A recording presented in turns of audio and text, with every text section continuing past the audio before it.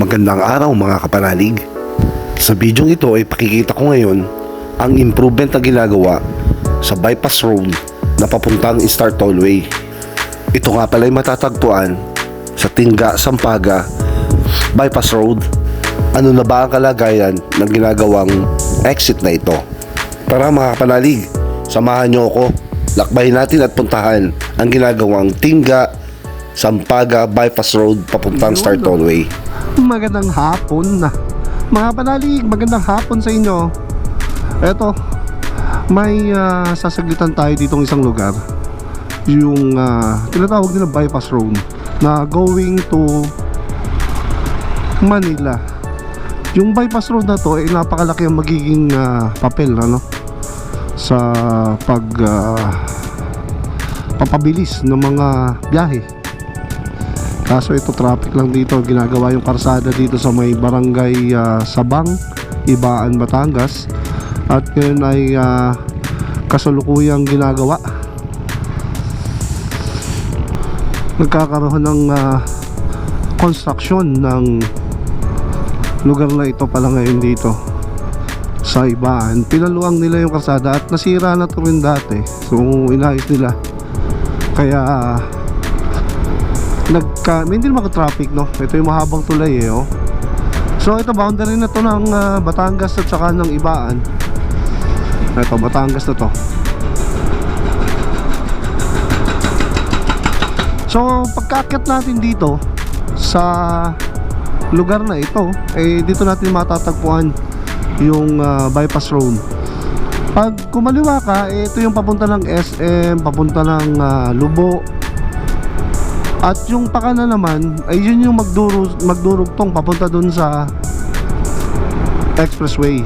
At yun po yung ating pupuntahan ngayon mga kapanalig. Buti ginawa yung karsada, pero ito sira pa rin. Masyadong napaka-risky sa motorsiklo.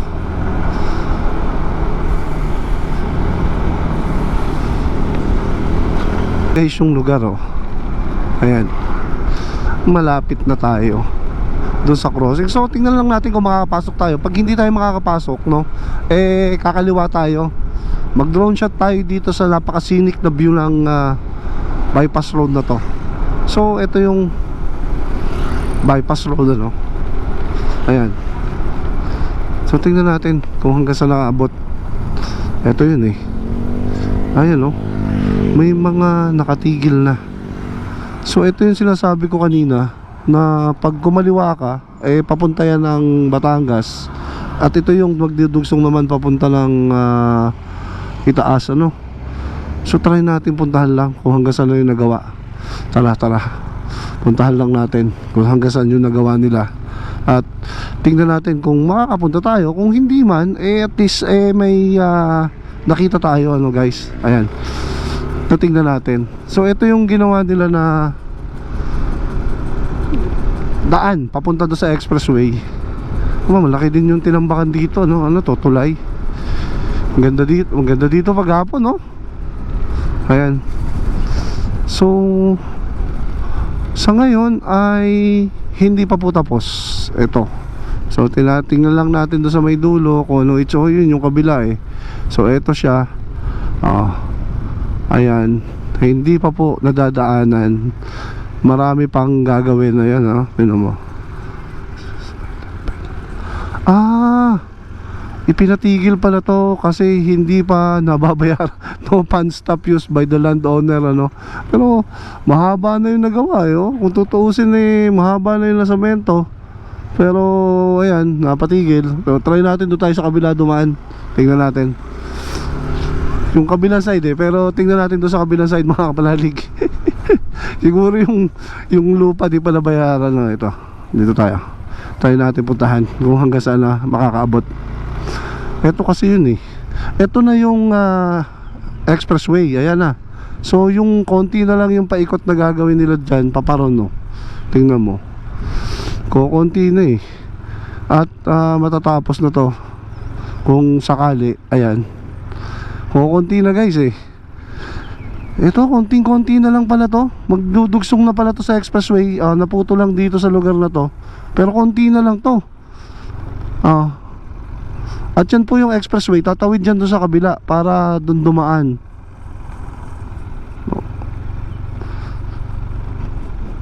Ayan.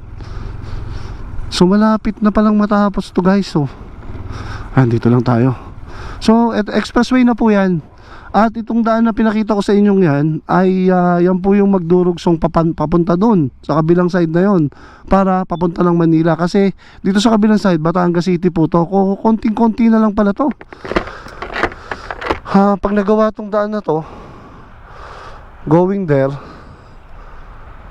ano kaya yan? Maglalagay ng tulay o paano? Siguro maglalagay ng tulay dyan, or doon padadaanin muna sa baba na yon. Hindi natin alam eh, para makaliko ano. Pero ito yung ginagawa po. Ito na po yung construction na ginagawa, na kumbaga magiging exit papunta dyan sa expressway na nanggaling ng Batangas, tumawid ng Tinga, and then ito po, dito po sa lugar na to. So makikita ninyo. So tingnan natin sa drone shot.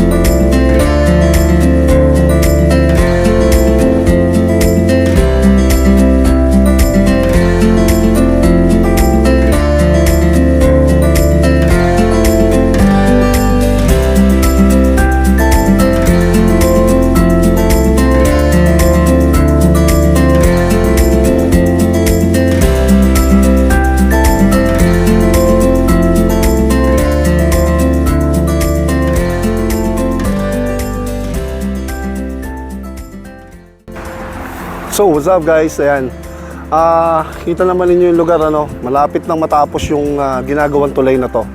Siguro it's a matter of time. Hindi ko lang alam kung pag dito ba to kung maglalagay yan ng tulay dyan papunta doon o para sa kabila, kasi hindi naman nga makakadaan kung sakali, or pansamantala maglalagay sila doon ng daan no, sa may kabilang yon para makalusot. Pero definitely itong ginawa nilang areang to, ito guys, ito yung magdurugsong papunta dun sa kabilang yan, na yan ang magiging daan natin papunta dun sa expressway. At itong proyekto ito napakalaking bagay kasi maraming magandang magagawa to. Mapapabilis yung transportasyon going to Manila kung galing ka ng Batangas, lalo tigit yun sa mga truck na pumapasok na expressway.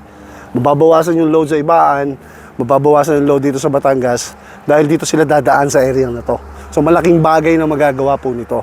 So sana po sa inyong lahat na nakapanood nito ay nabigyan ko kayo ng update dito sa ginagawang tulay na to, kung kailan ba talaga matatapos to. At lagi po kayo manood kay Kapanalig Motorrider dahil bibigyan ko kayo ng update sa mga lahat ng pagawaing dito sa malapit lang sa atin, para at least meron kayong idea na pwede nyo palang daanan, na hindi na kayo maliligaw kung saan man. At least may naitulong po si Kapanalig Motorriders. Gusto sa inyo lahat, magandang hapon na, and I hope na nabigyan ko kayo ng idea kung ano na ba po bang nangyari dito sa tulay nito. So sa inyo po, sa mga hindi pa po nakasubscribe dyan kay Kapanalig Motorrider, please subscribe and like na rin. At kung kaya po natin i-share yung mga video, please share. Thank you, and bye-bye po. Magandang hapon na sa inyo. So guys, yun yung update dito sa ginagawang bypass road. Ito palang kabila, may issue pa kaya di pala tapos. Ito palang kabilang side no, kaya pinatigil Pero definitely madadaanan na rin to sa mga darating na panahon. So malapit lang po siya from the exit ano, siguro mga wala, mga 5 lang to, mga 500 meters lang simula doon hanggang doon sa exit, ano po, ganun lang po kalapit pala to pagkadating dito sa Sampaga bypass road na to. So dito na lang muna tayo magtatapos sa ating vlog na to. At magandang hapon sa inyo. And hopefully magkasama-sama po ulit tayo sa mga susunod nating mga vlog, mga kapanalig. So eto, balik na tayo dito sa ating bayan. So sa susunod po, diretsuhin natin yan at bigyan ko kayo ng update dyan kung ano na bang update dyan sa ginagawa na bypass road. Bye bye.